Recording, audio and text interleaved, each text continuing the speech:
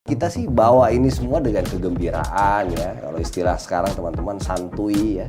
Kita have fun. Gembira karena udah tahu pasti menang atau gimana?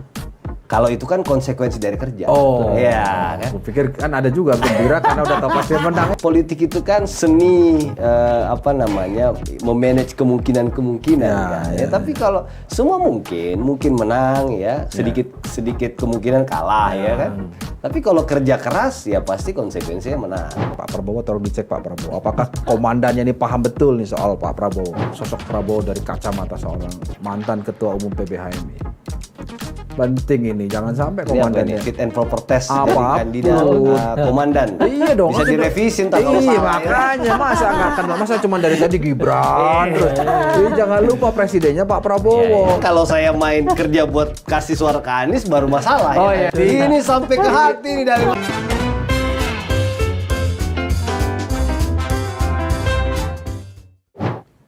Ketemu lagi di Lanturan, ngelanturnya pasti, mudah-mudahan relevan. Tepuk tangan dulu dong. Bang dulu. Aman. Aman, amin, kabul biar semuanya. Biar Halo, komplit.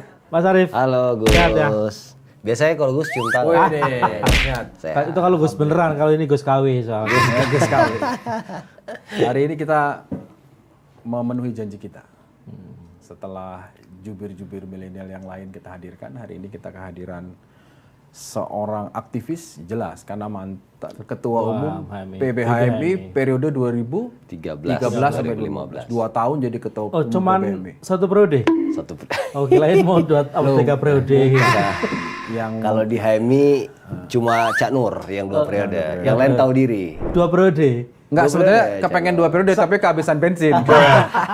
Tahu diri juga, Pak. Sekelas Cak Nur aja cuma 2 periode. Iya. Apalagi 3 periode. Jadi Bung Rosid ini rela meninggalkan jabatan prestis komisaris BSI. Oh, BSI ini bank besar, konsolidasi dari sejumlah bank. Nomor 6 sekarang. Kepanjangannya apa?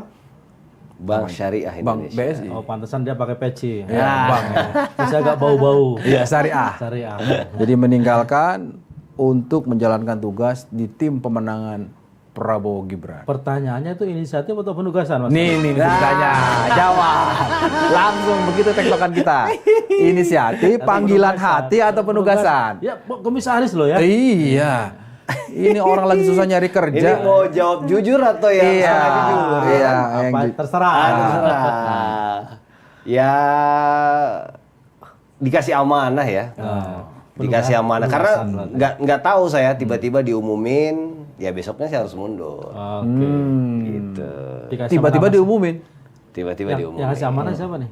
Hah? Yang ngasih amanah siapa? Ya kan yang tanda tangan pengetahui Pak Rosan, yang ACC Pak Capres dan Cawapres. Loh, yang berarti yang penugasan Pak Rosan, yang ngasih penugasan. Pak Rosan kan Pak Rosan ini senior di HIPMI ya kan, di Kadin ya. Karena nggak mungkin juga penugasan dari BSI kan. Iya. Karena kan BUMN harus netral. Nggak mungkin lah. Tadi aku Tapi gini loh, tafsir hitung-hitungannya RT ninggalin, kan. nang nih gaji komisaris BSI berapa sih? Gede kan? Lumayan. Loh, ditinggalin kan nggak main-main. Timnya lebih gede lagi. Oh, timnya lebih gede lagi. Tancemnya lebih gede lagi. Coba ngomongin tancem.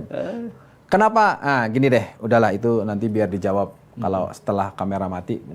Fisik siapa yang nugasin ya. Tebakan kita sih pasti ada yang nugasin.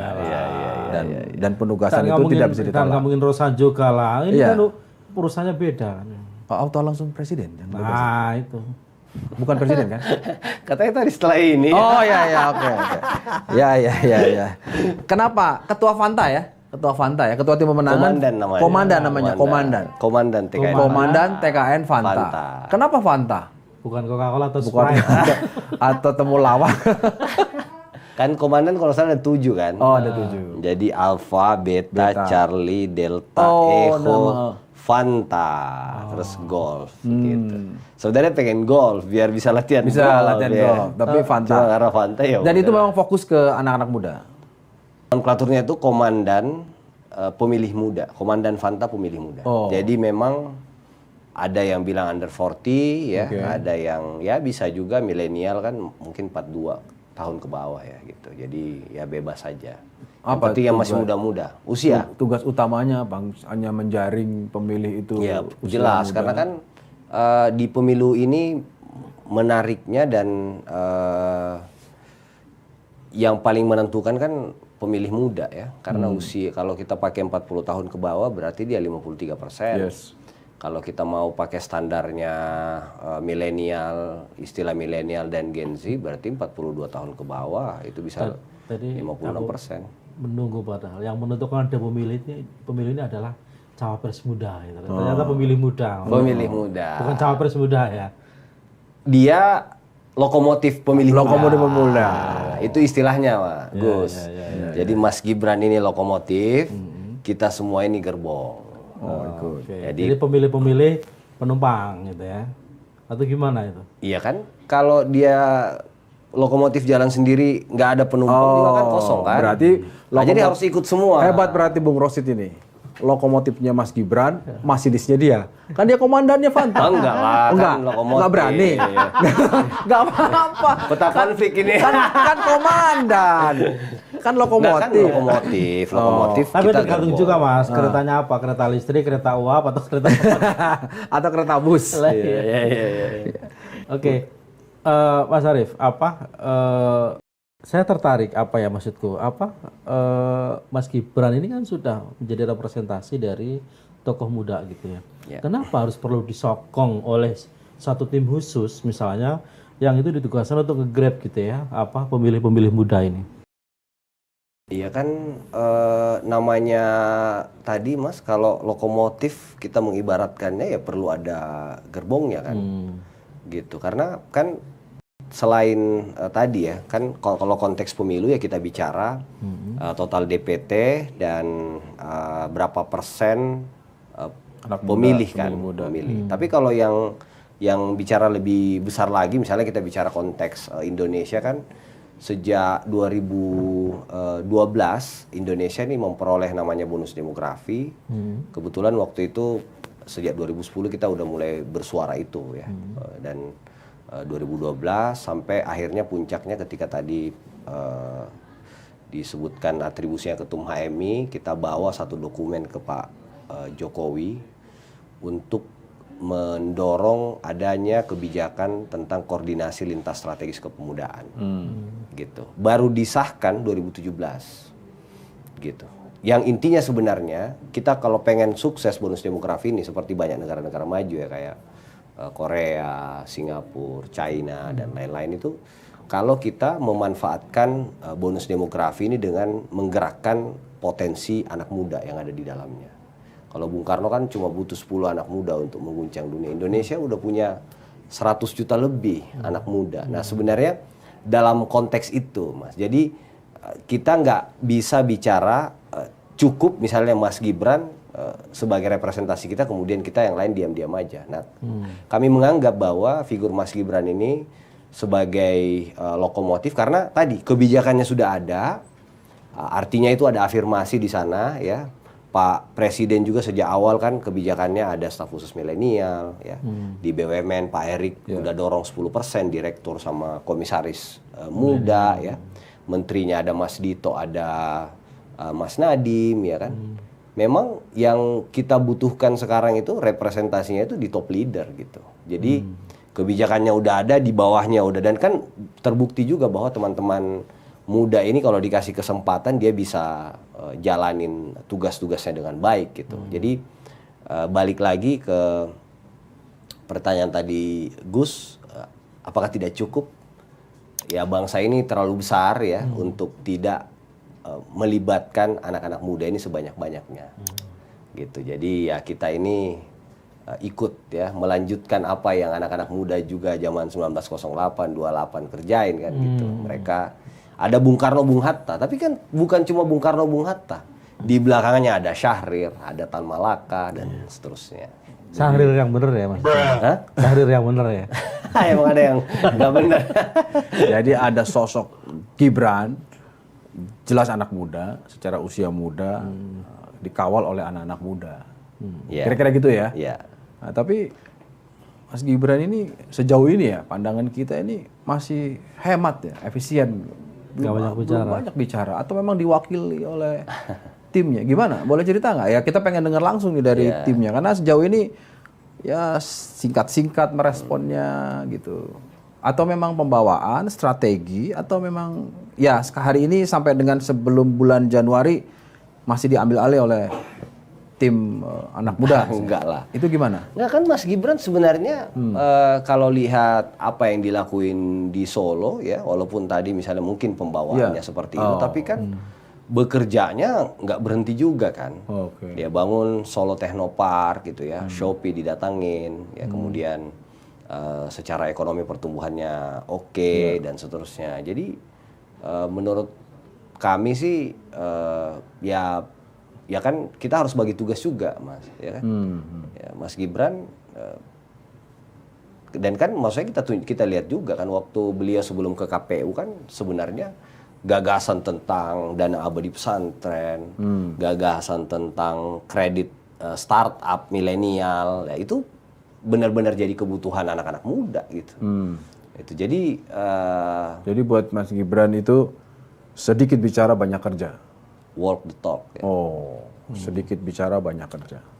Tapi soal dana pesantren itu katanya udah ada sebenarnya di APBN. Ya kan kalau konteksnya apa yang dibawa sama Pak Prabowo dan Mas Gibran ini kan persatuan, rekonsiliasi melanjutkan itu. Yang kedua keberlanjutan, yang ketiga penyempurnaan gitu. Jadi kan itu yang pengen kita perkuat kan, karena kan sudah on the track nih zaman Pak Jokowi gitu. Jadi ya mungkin yang seperti yang disampaikan sama Bu Sri Mulyani juga kan, ini udah dipikirkan. Cuma kan kadang-kadang gitu Mas, banyak perencanaan yang bagus ya, cuma kan butuh digedor nih, butuh diimplementasiin. Nah, jadi itu toh juga kan itu kan implementasi undang-undang santri yang Hari Santri Nasional itu kan kalau nggak salah ya, salah satu konsep ininya kan. Kita juga ingin dengar nih pandangan dari seorang anak muda di tim pemenangan Prabowo Gibran soal pemilu seperti apa sih yang ideal, yang diinginkan. Karena kan kita ini belum di awal sudah ada diksi yang nyebut curang lah, nggak menuju ke siapapun. Nah kita ingin dari Paslon 02 ini anak muda, pemilu seperti apa sih sebetulnya yang ideal, yang diharapkan? Saya kebetulan 2000 ke Jakarta itu 2010 ya, terus terlibat di agenda Pilpres itu ketika jadi ketua HMI 2014 kan, Jokowi JK. Waktu itu karena kita nggak boleh berpihak, ya, organisasinya maksudnya. Kalau pribadinya kan ya di situ ada Pak Jokowi yang kita anggap bisa representasi rakyat. Waktu itu ada Pak JK kan, orang baik sebagai senior ya kan. Kalau nggak ke situ dijewer pula kita. Nggak bisa pulang ke Makassar. Jadi secara pribadi waktu itu ke situ. Tapi kita bawa HMI-nya waktu itu ke gerakan pemilu cerdas dan lain-lain gitu. Jadi sejak saat itu saya lihat, waktu itu kan kalau nggak salah 2 pasang juga ya. Dua. Iya kan? Ya Prabowo Hatta, Jokowi JK kan. Kemudian periode 2017 saya juga ada ya waktu itu sama senior-senior juga bantu. Waktu itu saya bareng ikut sama ininya Pak Aksal lah ya. Ikut memenangin Mas Anies di Jakarta. Kemudian 2019 naik pangkat lagi tuh. Jadi begitu Pak Erik jadi ketua TKN, Bang Rosan wakil ketua TKN, Bahlil direktur milenial, aku wakil direkturnya. Gitu. Nah, perjalanan itu yang kami lihat ya, aku secara pribadi lihat bahwa misalnya kayak waktu zaman Jokowi, Kiai Ma'ruf Amin ya, itu kan di rumah itu ada 2 pilihan lah gitu ya. Satu ke Pak Prabowo Sandi, sebagian kecil aku ini di Jokowi Kiai Ma'ruf Amin. Kan itu ngerasain betul Mas. Dua pilihan ini benar-benar buat pemecahan itulah gitu ya. Ya saya alhamdulillah bersyukur karena keluarganya setelah itu juga adem lah gitu ya. Setelah itu bahkan saya sama kakak ipar saya itu menginisiasi dulu, mungkin masih ingat namanya Yang Penting Indonesia itu. Jadi gerakan milenial Indonesia dari Prabowo Sandi kita satuin sama kita satu di Jokowi Kiai Ma'ruf Amin gitu. Kiai Ma'ruf Amin kan. Nah, itu pertemuan sore setelah pertemuan di MRT kan. Gitu. Jadi kan sebenarnya yang kita harapkan ya sebagai saya secara pribadi yang merasakan betul ya bahwa Pilpres itu tidak lagi harus benar-benar kita bawa gembira lah gitu. Kan pesta demokrasi kan, nggak boleh tuh menegangkan ya, terlalu menakut-nakuti ya kan ada narasi-narasi yang kalau nggak ini bubar segala macam. Nah itu anak-anak muda sekarang udah capek gitu, Mas. Diperhadapkan dengan narasi-narasi itu. Makanya kita sih bawa ini semua dengan kegembiraan ya. Kalau istilah sekarang teman-teman santuy ya. Kita have fun. Gembira karena udah tahu pasti menang atau gimana? Kalau itu kan konsekuensi dari kerja. Oh, ya kan. Aku pikir kan ada juga gembira karena udah tahu pasti menang. Ini beda.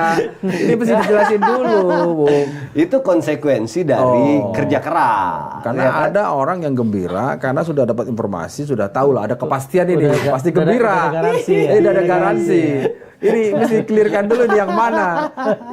yang pasti itu menang di atas enggak ya? Enggak. Kan politik itu kan seni memanage kemungkinan-kemungkinan kan. Ya, tapi kalau semua mungkin menang ya, sedikit kemungkinan kalah ya kan. Tapi kalau kerja keras ya pasti konsekuensinya menang. Gitu. Tapi kalau bicara kerja keras sepertinya dibanding dua paslon lain, paslon 02 ini relatif lebih santuy. Lebih santuy kan, santuy. Yang Gimana udah kemana-mana, kampanye kemana-mana. Ini cuma weekend. Kegagasan udah disampaikan kemana-mana, tapi kan Ngotot 02 gitu ya. Ini sepertinya santuy gitu kan. Santai aja lah. Santai aja gitu loh. Udah Coketin aja, senyumin aja gitu loh. Iya, itu benar loh. Itu serius. Itu mesti dijelasin loh karena publik itu melihat. Iya, apakah memang seperti itu karena yang tadi kata Mas Yogi itu mereka udah yakin bakal menang? Saya dulu setiap Atau lagi memang rapat strategi kalau udah kampanye? tahu ngintip nilai dari wali kelas naik kelas ya saya ketawa-ketawa. Santai. Beda teman yang belum tahu nilainya dia pusing, cemas gitu loh. Kita juga nggak boleh underestimate publik ya. Artinya kan sebenarnya jadi gini, kita menganggap Pak Prabowo dan Mas Gibran itu misalnya dengan tidak cuti maka nggak kerja kan. Padahal sebenarnya kan ujung dari aktivitas politik kita ini kan bagaimana kerja kita itu membawa kemaslahatan kan. Ya sekarang Pak Prabowo sama Mas Gibran itu kan lagi ada posisi. Itu. Bayangkan kalau itu ditinggal, dia dapat jabatan posisi politik, nggak ada masalah. Atau jangan-jangan kampanyenya memang modelnya begitu. Jadi Kampanyenya modelnya kerja. Tanda kutip sok kerja, sok sibuk, amanat gitu ya. Ini pasti ini arahnya ke aturan presiden yang tidak mengharuskan mengundurkan diri Ya. nih. Tapi kan Pak Mahfud juga sama masih menjabat Menko Lah iya, Polhukam. makanya itu bedanya itu loh. Pak Mahfud kan tetap kampanye kan, cuti kampanye gitu. Oh, ini bedanya. Apakah itu terus dianggap wah ini Pak Mahfud nih Tapi tadi Bung kurang Rosid amanah nih gitu. cerita 2014, 2019, artinya memang sudah familiar sekali dengan namanya Jokowi. Ya kan artinya, nah saya mau tanya nih, sekarang ini ada di 02, itu karena Jokowinya atau karena Prabowo-nya? Jadi gini, kan tadi saya sampaikan. Ini penting gini. Atau karena penugasan tadi. Loh, ini nggak apa-apa. Anak muda ini harus memang kalau jurnalis senior ini tajam-tajam. anak muda ini harus cas-cas gitu. Untung head. Jadi yang mana ini? Karena kan ada dua faktor. Satu, historical sudah akrab dengan Pak Jokowi lah dari mulai 2014, 2019 ya kan. Ada penugasan-penugasan tadi sudah disampaikan. Ada faktor Pak JK karena tokoh di Makassar kan. Nah sekarang ketika hari ini ada di posisi komandan pemenangan Fanta, lebih melihat faktor Prabowo untuk seorang Adi Rosid Hasan. Ya pasti kan, pasti Pak Prabowo sama figur Mas Gibran-nya. Iya kan. Jadi kan tadi aku udah cerita Mas bahwa Indonesia Maju ini kan Indonesia Maju itu syaratnya banyak kan. Ini kalau kita baca-baca aja ya kan pertumbuhan ekonomi kita sekarang udah 5%. Untuk menjadi negara maju kita butuh sekitar 7% kan tiap tahun kan. PDB kita baru belum 4.000 kalau nggak salah kan. Butuh 3 kali lipat ya kalau salah 12 ribuan sampai bahkan 16.000 gitu. Jadi untuk mencapai itu kan butuh akselerasi ya. Butuh akselerasi, butuh kesinambungan, dan itu nggak bakalan bisa terwujud tanpa ada persatuan ya, atau semangat quote and quote melanjutkan rekonsiliasi yang selama ini sudah baik kan. Jadi kan Pak Jokowi ketika selesai Pilpres, beliau mengajak ya rival politiknya, dan itu saya kira tidak pernah kejadian ya di dunia yang lain gitu kan. Orang kalah diajak, ya kalah aja gitu kan. Dan saya kira tidak mudah juga menjadi seorang Prabowo Subianto.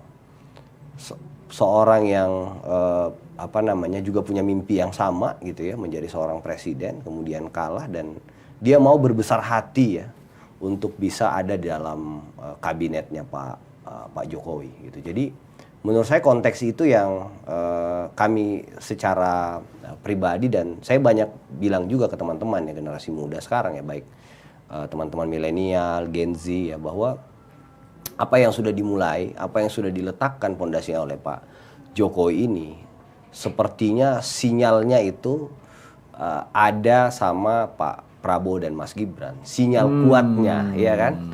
Bahwa figur inilah, karena kan kalau bicara yang lain kita bicara perubahan ya kan. Satu lagi nggak tahu mau kemana kan. Kiri kanan oke, ya kan. Nah, kalau kita butuh ketegasan itu, kita butuh yang mana nih, yang firm gitu ya, bahwa ingin melanjutkan apa yang sudah dibangun oleh Pak Jokowi. Jadi dalam konteks itu kami melihat bahwa Pak Prabowo ini luar biasa. Yang lain ya figurnya Mas Gibran, Mas tadi kan aku udah cerita bahwa kita udah ada afirmasi kebijakannya. Di beberapa sektor penting udah ada keterlibatan anak muda, tapi kan nggak cukup. Kita butuh yang benar-benar representatif gitu ya, benar-benar mewakili, dan Pak Prabowo dengan tangan terbuka mau mengajak Mas Gibran tepat ya berdiri di samping. Jadi kalau dulu kita selalu marah dalam kontestasi politik kita bahwa politik itu selalu hanya menempatkan anak muda sebagai pemanis ya, sebagai pelapis dari serbuan dan segala macam. Hari ini ya udah ada anak muda nih di sisi jelas komitmennya nggak diragukan lagi gitu ya. Jadi bukan lagi lip service kayak dua yang lain bicara anak muda, tapi tim suksesnya aja muda ya kan. Kalau ini benar-benar muda cawapresnya. Kita berarti salah berpikir, Kip, di redaksi, Kip. Kita berpikirnya Pak Prabowo itu butuh Gibran supaya dapat dukungan Pak Jokowi. Ternyata enggak. Pak Prabowo membutuhkan Gibran untuk menunjukkan komitmen bahwa ada anak muda. Ya, kebetulan anak mudanya anak presiden. Kebetulan. Ya. Kebetulan. Jangan pura-pura gitu, Kim. Jangan pura-pura gitu, Kim. Jadi kita harus, ya kan kebetulan. Oh, kebetulan. Ya, katanya kan kita harus positive thinking, Mas. Harus husnuzon. Enggak, kalau kita kan berpikirnya, konstruktif pikirnya kira-kira begini. Pak Prabowo butuh kemenangan ya kan, sehingga dia tarik lah. Boleh dong, anak presiden jadi wakilnya dengan harapan dapat dukungan. Ya kalau kita lihat kelihatan sekarang, ini yang minumnya banyak ini. Jadi kita salah. Dua senior ini. Kita salah, Kim. Ini benar nih penjelasan ini. Jadi sebenarnya ini komitmen terhadap anak muda. Bahwa ini nggak cuma wacana, nggak bicara soal bonus demografi, tapi konkret langsung ada paslonnya anak muda. Dan Pak Prabowo perlu diingat, Mas, itu perjalanan panjang beliau juga banyak kan. Kan kalau di survei terakhir aku baca itu, yang partai yang punya keberpihakan terhadap kebijakan soal kepemudaan itu nomor 1 Gerindra gitu. Jadi ya kan, dan kan banyak tuh sekarang caleg-calegnya segala macam yang muda-muda kan. Ini berarti kita yakin kalau kita bersaing. Bukan. Sekelas Arif Rosyid ini dia ibaratnya dia mengakui kesalahannya ketika 2014. Karena waktu itu kan ada di kubu seberangnya. Jokowi kan. Ya, wakilnya ya Ma'ruf Amin lagi. Iya. Nah, sekarang dia mengakui bahwa memang Pak Prabowo itu komitmen kepada anak mudanya lebih tinggi. Gitu kan? Paling enggak dari Mas Yogi pengen bilang kalau Arif udah insaf maksudnya. Iya. Artinya mengakui kesalahan. Ya itu kan biasa anak muda kan? Enggak lah. Enggak juga. Tadi ada keberlanjutan. Oh, ada keberlanjutan. Bukan gitu, Kim. Kalau insaf itu bolak-balik. Oh, iya. Kalau ada keberlanjutan. Tapi kalau mau insaf nggak apa-apa loh. Itu biasa aja. Anak muda ini kan, oh ya, ternyata saya ada di seberang loh. Artinya tadi kan cerita fenomena politik 2019 di mana Pak Prabowo yang sudah berhadapan dengan Pak Jokowi 2 kali, ya kan, kemudian mau masuk. Itu nggak mudah bagi Pak Prabowo. Buat saya sih nggak mudah juga bagi Pak Jokowi. Padahal betul. Iya kan? Padahal 2019 pasangannya Prabowo lebih mudah dibanding pasangannya Jokowi. Ya. Iya lebih mudah. Tapi dukungnya tetap Jokowi. Makanya dia baru menyadari sekarang. Enggak lah, kan Maya tadi bilang itu kan. Iya kan? enggak kan gini kan. Kalau Pak Prabowo ya waktu itu tidak berbesar hati lah ya untuk bergabung dalam kabinetnya Pak Jokowi, ya mungkin pilihan kita beda lagi kan. Ya kan bisa begitu kan. Tapi kan karena anak muda ini pengen selalu bicara yang maju, pengen ada gitu ya. kepastian terhadap masa depan seperti apa ya kan anak-anak ini kita tanya, Mas, besok mau visi yang mana? Ya saya mau akses terhadap lapangan kerja mudah, ya. Tahun depan begitu saya masuk gaji naik, ya kan? Kalau yang pengusaha gimana saya bisa dapat kredit misalnya, kemudahan berusaha dan segala macam. Itu kan sudah mulai dibangun semua infrastrukturnya sama Pak Jokowi kan. Jadi tinggal melanjutkan. Jadi kalau bicara berubah, bicara apalagi yang nggak jelas kan itu bingung juga ntar kita. Apalagi yang nggak jelas, jadi lebih baik yang berubah daripada yang nggak jelas gitu. Lebih baik yang maju.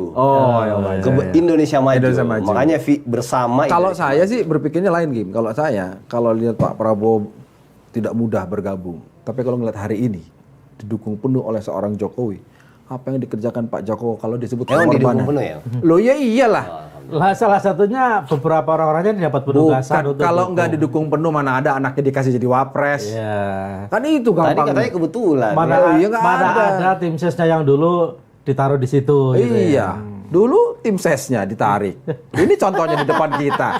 Itu kan bentuk dukungan penuh kan itu. Mana ada staf susnya juga ikut dukung di situ. Iya. Iya. Ada beberapa nama lah yang memang orang kepercayaan Joko Widodo kemudian diajak untuk diminta untuk jangan-jangan, makanya tadi saya bilang jangan-jangan penugasannya langsung presiden. Tapi kan karena terkonfirmasi tidak atau minimal tidak membantah, itu kan ya kita nggak bisa sebut penugasan dari seorang presiden. Iya. Anggap saja panggilan hati, Mas. Iya, Panggilan hati, panggilan politik. Karena tadi, Nah, insaf tadi, anak muda ingin keberlanjutan dan sebagainya. Kita juga sama lah ya. Kita ingin pasti kita. Alhamdulillah. Salaman dulu dong. Oh, salaman. Clear kita. Kita ingin keberlangsungan. keberlanjutan itu maksudnya gimana, Mas? Keberlanjutan pemilunya. Oh.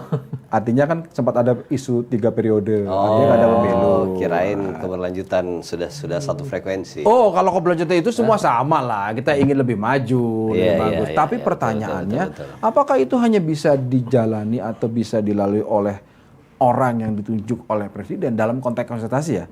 Kalau kita sepakat semuanya boleh maju mencalonkan diri, artinya di situ ada posisi. Ini kita diskusi. Ada posisi di mana negara itu harus bisa menahan diri untuk memberikan kesempatan. Itu kan yang cara sama untuk menunjukkan bahwa kita komit kepada pemilu yang jujur dan adil. Nah, Anda melihat apa yang terjadi sekarang ketika orang menyebut ya ada peranan karena ada anaknya, ada proses di MK yang menuai kritik meskipun artinya sudah ada mahkamah kehormatan. Dari sisi anak muda yang ada di 02, Anda mau merespon apa? Ya tadi ya Mas, bagi kita kepastian terhadap masa depan itu yang adalah segalanya sih. Ya. Jadi bagi kita kan yang diwarisi sama apa yang terjadi hari ini kan kami semua gitu, adik-adik kita ya, mungkin anaknya panjenengan berdua kan gitu. Jadi itu sebenarnya yang kami melihat bahwa yang utama dari semua urusan tadi kan politik itu harus membawa kemaslahatan ya. Jadi ketika politik ini ada kepastian ya bahwa nilai kemaslahatannya atau nilai kebermanfaatannya lah gitu ya buat anak muda itu jauh lebih besar ya, kenapa enggak gitu. Sekalipun yang menyoal itu misalnya anak muda, ada sebagian besar anak muda yang bukan sebagian besar lah, ada kelompok anak muda yang ya namanya kan taat konstitusi, itu kan harus dijaga. Negara sebesar apapun, semaju apapun, konstitusi negara itu harus dijaga, meritokrasi harus dijaga. Anak muda yang progresif adalah anak muda yang tidak mau dibelikan privilege, tapi anak muda yang berkeringat. Itu kan fakta yang ada kan. Nah, aku pengen dengar nih kira-kira. Ya, kan itu semua sah-sah saja ya. Itu kan dalam proses demokrasi kita kan semua orang punya punya hak Perspektif. bicara ya, punya perspektif yang berbeda ya kan, itu sih wajar aja. Cuma kan prosesnya ini kan misalnya di MK kan sudah dilalui semua proses hukumnya segala macam kan. Itu bahwa ada yang Mas Gibran misalnya memperoleh kesempatan itu kan ternyata sebenarnya bukan cuma Mas Gibran kan gitu. Jadi yang kita pengen bilang bahwa ini kamar yang berbeda ya, yang aku sendiri juga kan disiplin keilmuannya misalnya kesehatan kan ya, di kebijakan kesehatan gitu. Jadi ini prosesnya udah jalan ya, ada sesuatu yang juga sudah dinilai misalnya oleh MKMK dan seterusnya kan, ini udah selesai. Bahkan keputusan terakhirnya kan juga sudah nggak boleh ini lagi kan gitu. Jadi ini satu hal, tapi yang jauh lebih besar bagi kami itu adalah bagaimana menatap masa depan Indonesia ini menjadi sesuatu yang lebih baik gitu. Kita pengen ada keberlanjutan ya, apa yang sudah dibangun Pak Jokowi misalnya dengan Indonesia sentris ya, membangun IKN, kemudian hilirisasi, distribusi kegiatan-kegiatan nasional juga kan di Papua ya, tahun depan di Aceh misalnya PON dan seterusnya. Jadi itu yang kami anggap bahwa, dan kan bisa aja Pak Jokowi bangun di Jawa aja kan bisa aja gitu. Toh ceruk suara terbesar di Jawa kalau misalnya dia pengen bicara tentang populis kan, populisme. Tapi ini tetap bangun di luar ini Jawa. tetap membangun di luar Jawa. Meskipun di Solo tetap diperbanyak Solo. Iya kan, Solo ini di Jawa Tengah juga kan potensinya besar juga kan gitu. Jadi ini kan, dan kan ada wali kota progresif di sana. Jadi karena anggaran APBN-nya juga progresif masalahnya. Ya kan kalau tidak ada kemampuan ya, seorang anak wali kota atau anak muda, nah itulah butuhnya kita wali kota muda Mas. Jadi pikiran-pikiran, eksekusi, anggaran pun juga nggak akan dibiarkan kalau oleh wali kota yang bukan anak muda kira-kira gitu. Ya, dan kan terbukti kan, yang repot kalau dikasih afirmasi nggak jalan. Tapi kalau ada keberpihakan, dan itu Mas, itu menurut saya yang selama ini kita lupa ya, bahwa keberpihakan terhadap orang muda itu menurut saya yang selama ini sejak 2010 perjuangkan itu sekarang itu utama gitu. Gitu. Keberpihakan ya. Karena ya minta maaf, jumlah kita besar gitu ya. Kalau tidak ada yang punya keberpihakan ya, mendorong afirmasi anak-anak muda ini untuk bisa tampil ke depan itu selamanya sih kita selalu akan nah setelah keberpihakan harus ada afirmasi, harus ada representasi. Gitu. Dan itu sudah dijawab dengan mencalonkan seorang Mas Gibran Rakabuming Raka. Sebagai anak muda. Sebagai anak muda. Anak muda loh ya, bukan anak presiden. Itu kan kebetulan. Itu kan kebetulan. Tapi kalau anak mudanya tadi sudah dijelaskan. Nah, saya itu penasarannya begini. Seorang Arief Rashid tadi cerita kan, di HMI udah pastilah, udah teruji lah soal tahan bantingnya, dari banyak angin ribut namanya HMI kan pasti biasa lah itu dinamika. Iya, Yakuza Mas. Oh iya, kemudian pernah ada di tim pemenangan, bahkan pernah tadi ditugasi oleh Pak Erwin Aksa di Pilgub DKI dan berhasil. Pak Aksa Mahmud ya. Nah, sekarang ada di tim pemenangan seorang Pak Prabowo. Saya ingin menggali bener nggak nih sekalian Pak Prabowo, tolong dicek Pak Prabowo. Apakah komandannya ini paham betul nih soal Pak Prabowo? Apa yang Anda bisa jelaskan ke anak muda seorang sosok Prabowo dari kacamata seorang mantan ketua umum PBHMI? Penting ini, jangan sampai komandannya fit and proper test jadi kandidat komandan. Iya dong. Bisa direvisin kalau salah. Makanya masa cuma dari tadi Gibran terus. Jangan lupa presidennya Pak Prabowo gitu. Mesti kita pengen tahu juga apa yang Anda bisa jelaskan, sejauh mana Anda mengenal sosok Pak Prabowo. Jadi awalnya kan tadi ya perkenalan ketika Pak Prabowo itu dengan lapang dada gitu ya, menerima kekalahan dan bisa masuk ke situ. Dan ketika dia masuk ternyata kan sebenarnya nggak lapang dada juga, sempat mengepung Bawaslu. sempat ada perang-perang kecil. Itu kan terekam oleh sejarah. Bahwa kemudian ujungnya ada peristiwa MRT, itu lain cerita. Yang dimaksud dia itu udah ada ujungnya aja Ki. Udah ada ujungnya. Mau berbesar hati bergabung. Saya cuma mengingatkan Arief aja biar nggak lupa. Gimana? Kan awalnya dari situ lah ya kita lihat, dan kan setelah lihat kinerjanya, beliau salah satu menteri yang paling dianggap perform lah ya. Iya, karena anggarannya paling besar. Ya, ya itu kan sama juga. Lah iya, berarti kan kerjanya banyak kerja kan banyak, gitu. ya. Anggap saja Banyak seperti itu, yang kan. dikasih besar nggak habis. Tapi kan. nguap, nggak habis, Nggak habis, nggak produktif. nguap, ya kan, korup dan lain-lain. Nah, setelah itu ya kita baca dong pikiran-pikiran beliau interaksi kan, gitu, betul. Dan ketika misalnya di banyak kesempatan kan beliau selalu cerita, kita ini bangsa yang besar ya, masa jam tangan buatan luar negeri ya, dan lain-lain. Itu kan dan misalnya juga ya, terakhir beliau sampaikan soal makan siang gratis. Itu kan bagi pengusaha ya. Saya kebetulan di HIPMI, di Kadin juga kan, di Badan Ekonomi Syariah. Itu melihat bahwa disitulah pemahaman ya Pak Prabowo ini terhadap kebutuhan-kebutuhan yang mendasar gitu. Misalnya kita pengen jumlah pengusaha Indonesia ini untuk menjadi negara maju 10-14%. Ya. Tapi kalau nggak ada kebijakan yang berpihak sama mereka, itu sampai sekarang 3,7%, Mas.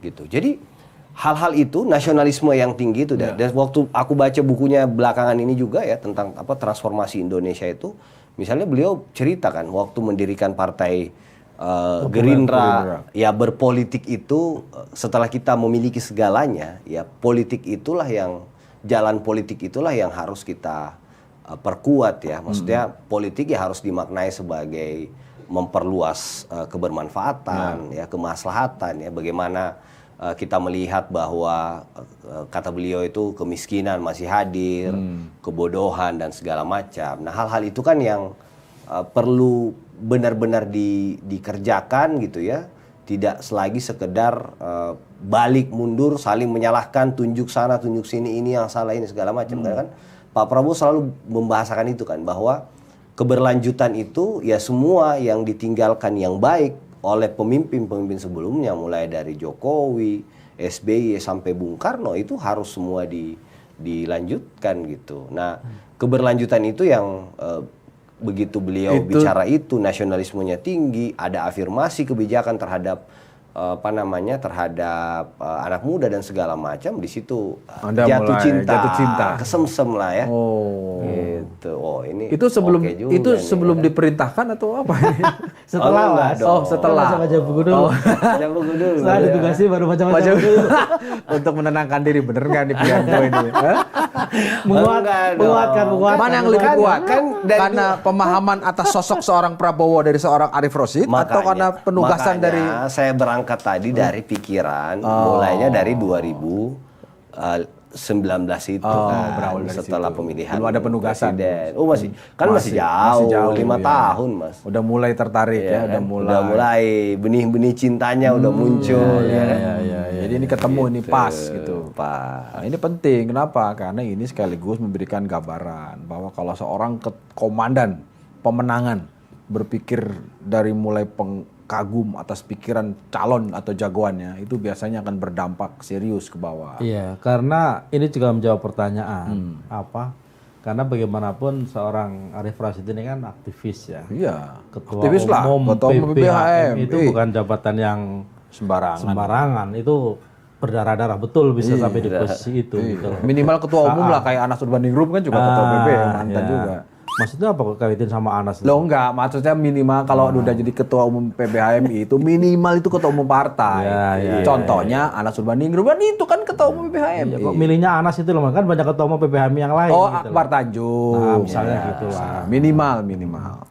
Iya, dan memilih misalnya memutuskan mendukung misalnya agak ke belakang ya, misalnya seorang Prabowo Subianto yang oleh sebagian aktivis yang sekarang masih di luar gitu loh, dianggap punya rekam jejak yang dalam tanda kutip ya anti demokrasi di masa lalu misalnya.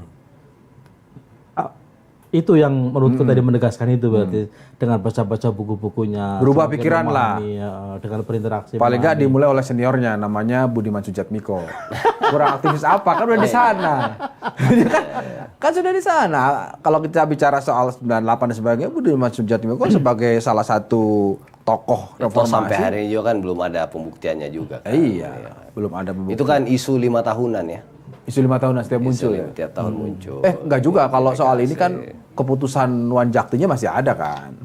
Ya, ya. Cuman itu udahlah, kita tidak bahas. Kita tidak bicara itu. Kita bicara itu konteksnya sebagai seorang aktivis, misalnya Arief Rashid memutuskan misalnya untuk mendukung orang yang dianggap, saya bilang dianggap ya, seperti itu gitu loh. Berarti kan Tapi ternyata terjawab dengan situasi yang sekarang. Artinya ada tantangan zaman. Dia membaca buku. Setiap orang ada masanya, setiap masa ada Jadi orang selalu berpikir sesuai dengan logika zamannya. Ya, Arif ini sedang membaca buku, sudah membaca buku. Kebetulan ada penugasan dari seseorang yang dia tidak bisa tolak. ya. Pastilah. Amanah. Ya kan? Diamanahin, dikasih tugas dikasih diamanahi untuk ngawal seorang Prabowo sampai ke kursi presiden, kan gitu kira-kira kan? Nah, dengan pemikiran-pemikirannya. Nah, sekali lagi, kalau soal ide ingin memajukan Indonesia, rasanya semua paslon yang sesuai undang-undang dan syarat-syarat pencalonan itu sudah disahkan KPU punya semangat yang punya sama. hak yang sama, punya semangat yang sama. Betul.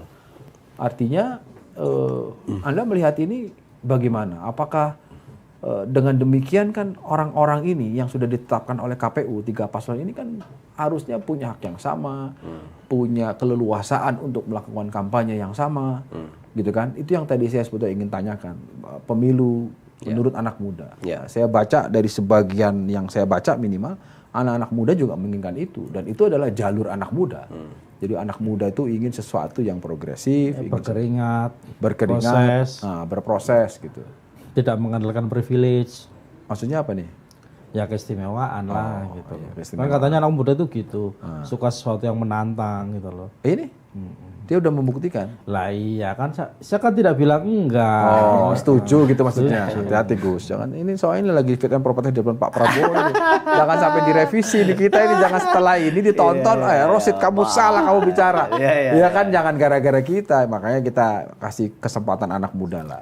Ya sah-sah juga sih Mas ya, kalau misalnya bicara soal privilege ya kan, kita ini, saya misalnya nggak bisa milih kan lahir dari rahimnya siapa ya kan. Dan kan kalau kita lihat ya, kepala daerah misalnya kan kalau salah ada sekitar 15% ya yang tadi kan kalau nggak anak ke istri misalnya saudara segala macam kan lingkungannya ya apalagi anak kan sejak lahir Mas, dia dengar mungkin sejak dalam perut kali ya, udah dengar dinamika politik ya kan, kejadian apa segala macam. Jadi kan itu yang membuat ya saya kira teman-teman yang kebetulan lahir di dalam keluarga yang memang sudah sejak berpolitik sejak lama itu pengetahuan ya atau kecepatan dia dalam belajar, dalam memahami situasi itu juga terbentuk gitu. Gitu. Kenapa misalnya ya kalau bicara ini mungkin agak karena yang nanya juga Gus kan, misalnya Rasulullah SAW ya, saya nggak bermaksud membuat ini sama-sama, tapi misalnya kenapa dari sekian sahabat itu yang paling hebat itu Ali bin Abi Thalib kan, itu kan karena Ali bin Abi Thalib sejak kecil ya dididik, beliau belajar segala macam sama Rasulullah kan, kemudian akhirnya jadi menantu gitu. Jadi hal-hal itu sekali lagi kita nggak bisa memilih gitu ya, bisa lahir dari mana segala macam. Yang penting kan kita komitmen kita untuk mau belajar, untuk mau mewakafkan diri gitu ya terhadap kepentingan yang lebih besar daripada kepentingan yang lebih kecil dan seterusnya gitu. Privilege satu hal, kemudian cara juga satu hal kan. Artinya cara untuk meraih tujuan itu kan hal lain kan. Nah, Anda melihat ya pasti udah berinteraksi, komandan itu kan nggak mungkin lah nggak berinteraksi. Oke lah kalau sama Pak Prabowo kan ada kesibukan mungkin atau juga usia juga masih berjarak. Kalau sama Mas Gibran intens gak berinteraksi? Ya beberapa kesempatan saya. Apa kesan Anda? Bareng beliau pembelajar yang cepat ya.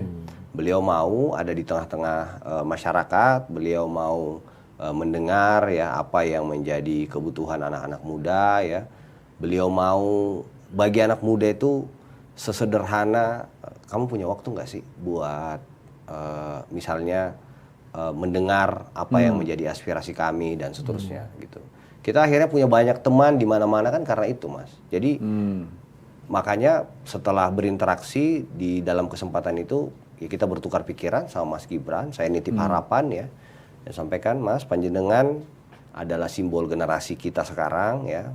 Lokomotif tadi, representasi yang mana betul-betul harus membawa gerbong besar anak muda ini menjadi sebuah kekuatan gitu, tidak hanya dipakai untuk cari suara gitu kan. Dan beliau setuju Itu Anda sampaikan langsung. Aku sampaikan langsung. Apa Beliau respon dia? Iya, beliau setuju, sepakat, Mas. Kita Senyum ke aja, depan. senyum. Enggak kan? Enggak dong. Enggak. Maksudnya apa? Kalau boleh tahu apa? Ya beliau itu? sampaikan itu, kita Sepakat. harus Mas, karena tantangan kita ke depan jauh lebih kompleks gitu ya, jauh lebih ini dibutuhkan kecepatan, dibutuhkan eksekusi gitu ya. Kalau Anda menilai dia sosok yang apa? Sosok yang orangnya humble, Dia bersahabat, humble, hangat ya. nggak terlalu ya mungkin orang melihat ya anak presiden ini harus lewat, Iyalah, nggak bisa. harus terlalu birokrat segala. Beliau enggak. Beliau bisa ya. langsung. Oh, oke. Jadi kemarin misalnya pada saat CFD kan kita olahraga, beliau turun, malah beliau yang duluan di depan daripada yang lain gitu, turun ke bawah gitu. Yang CFD kemarin yang CFD kemarin gitu, itu kan teman-teman yang lain di dalam gitu kan. Jadi Karena kan kita belum sepertinya Mas Gibran butuh kita undang ke sini Ya juga. tergantung Komandan Fantanya lah. Kalau Komandan Fantanya bisa menghadirkan Mas Gibran ke sini, kita bisa bercerita. Ini sekaligus proposal ya. Oh iya dong, langsung on air. Langsung Gitu. on air. Lah iya, Langsung. kan akan lebih bagus ketika gagasan-gagasan itu muncul dari disampaikan. orangnya langsung. Ya, kayak gini kan kita tadi mendengarkan. Oh ternyata. Jangan-jangan ini gagasannya Arif Rashid bukan gagasannya Gibran kan gitu. Ya tapi paling kan dia representasi. Enggak lah, kan dia paslon. representasi. Ya, kan? Paslon. Ya kalau representasi kira-kira kalau tim sukses biasanya kerjanya bagus, calonnya jadi dari sekian banyak kursi itu pasti akan prioritas. Iya. Kalau politik itu katanya loyal dan sabar. Loyal dan sabar ya. Ya, ini kata politisi-politisi senior. Loyal, sabar. Berarti itu loyal dan sabar itu ada di Pak Prabowo. Contohnya. Iya.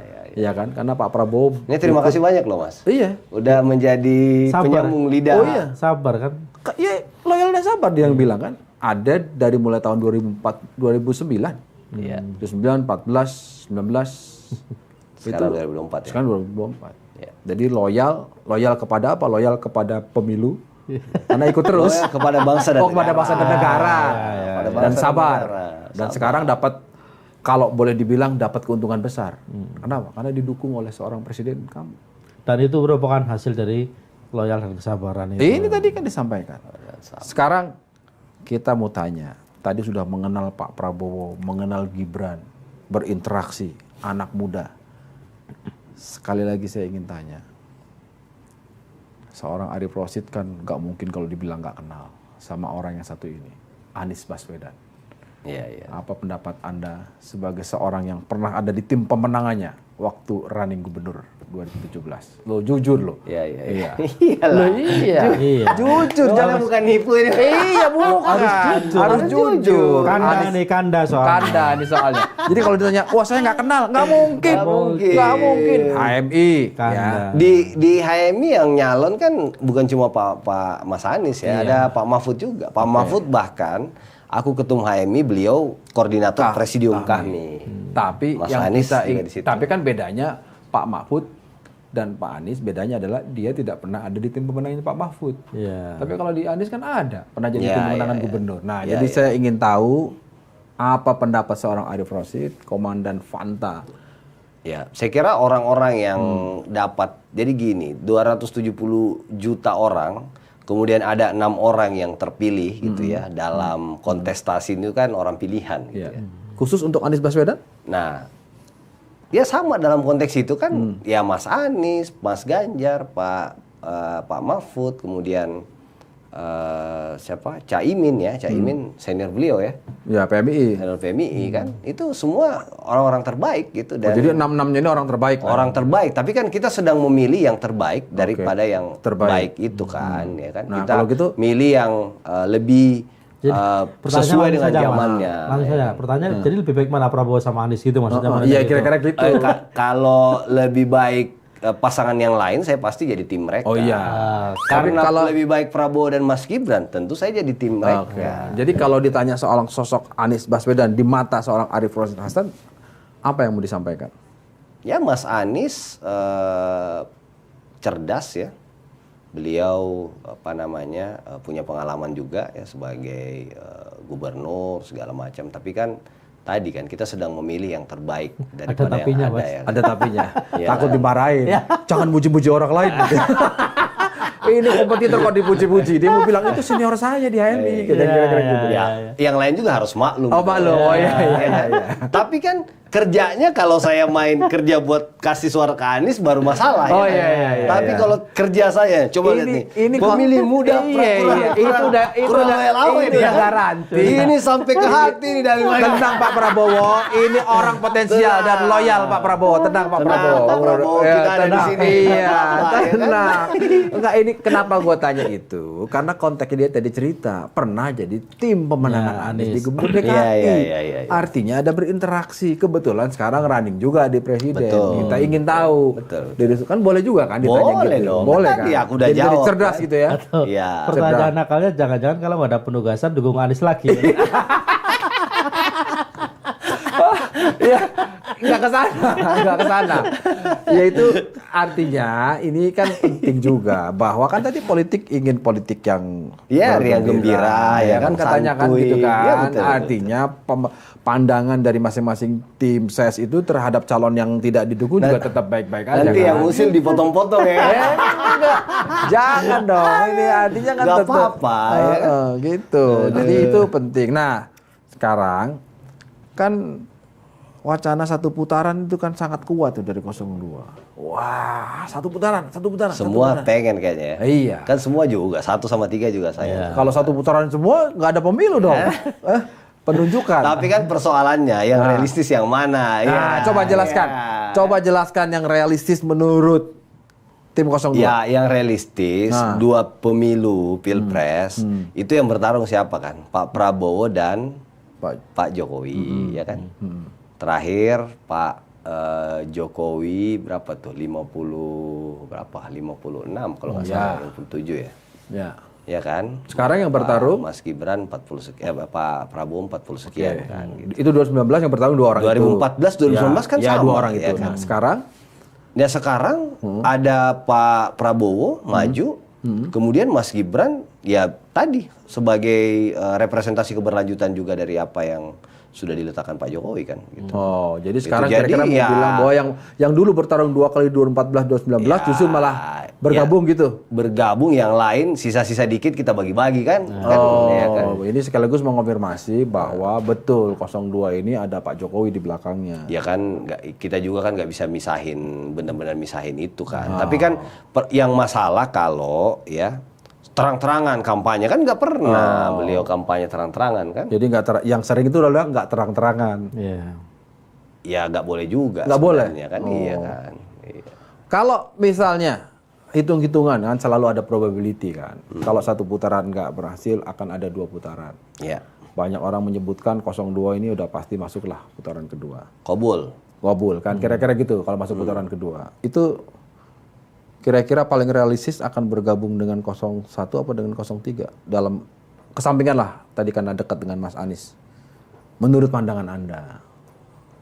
Mana yang Maksudnya, lebih realistis? Lebih untuk Kalau maksudnya misalnya untuk untuk lawan gitu atau apa? iya, untuk bergabung. pemilu, bergabung. Oh, maksudnya untuk koalisi. Iya. Ya, saya kira kalau lihat Paling semangatnya Pak Prabowo selama ini kan semangat rekonsiliasi yang dibawa ya. Jadi siapapun kita dengan sangat terbuka gitu ya. Siap Pandangan subjektif bergandengan Anda? tangan. Ya keduanya kan tadi Mas, keduanya ini kan orang-orang terbaik ya kan. Keduanya orang terbaik, orang pilihan lah ya, lahir dari proses politik juga kan, dapat tiket partai politik segala macam. Jadi kita sih keduanya gembira ya kan. tapi kalau sama Anies Kalau bisa jadi- dua-duanya bareng. Tapi kalau sama Anies jadi bingung Mas nanti. Kenapa? Ya kan yang satu melanjutkan, satu perubahan. Nanti baju mundur, Bro. Oh iya kan bergabung gitu ya.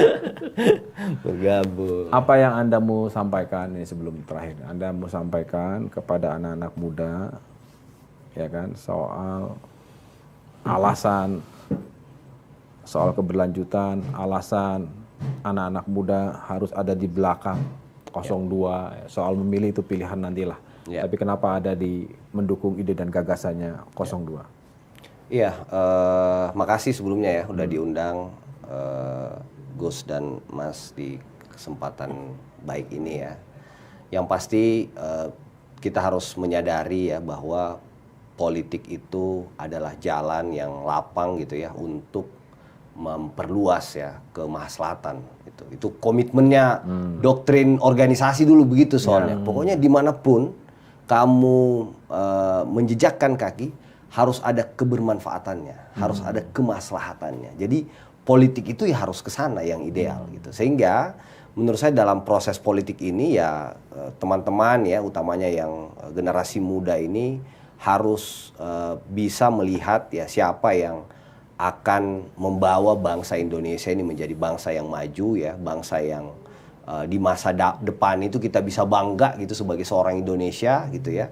Di mana-mana kita ngaku orang Indonesia dikenal gitu ya.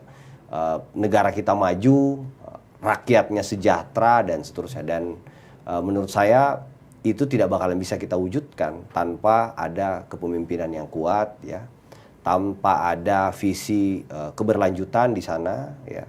Dan yang paling penting harus ada representasi anak mudanya gitu, karena kita selama ini hanya jadi buih ya. Kita selama ini hanya diminta mencari suara sebanyak-banyaknya. Setelah pemilu ya disapa alhamdulillah ya kan. Dikasih kesempatan tapi masih terbatas. Nah, sekarang saatnya ya. Presidennya senior ya. Wakil presidennya muda. Jadi ini yang bagi kami yang selama ini kami perjuangkan gitu ya. Bagaimana agar representasi anak muda itu terang benderang. Dia tidak sekedar lip service, dia tidak sekedar hanya pemanis ya dari kontestasi yang ada gitu. Anak muda dan syukur-syukur berasal dari keluarga yang powerful. Ya anak muda aja. Anak muda aja. Ketemu lagi di Lanturan minggu depan. Terima kasih. Thank you. Thank you. Thank you.